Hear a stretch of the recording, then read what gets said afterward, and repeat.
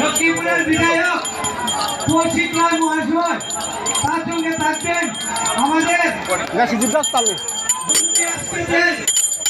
সম্মুখে আসছেন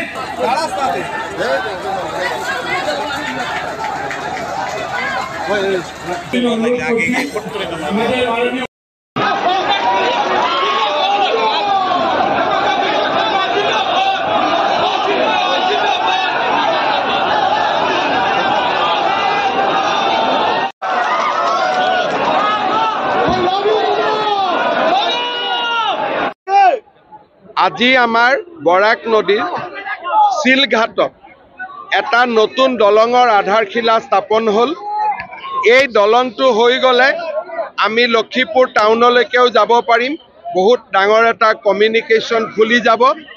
ব্ৰিজটোত 87 কোটি টকা অসম চৰকাৰে চেংচন কৰিছে আৰু 2 বছৰৰ ভিতৰত এই ব্ৰিজটো আমি কাম কমপ্লিট কৰিম। মধুৰা ঘাটৰ ওপৰতো একটা ব্ৰিজ হবে।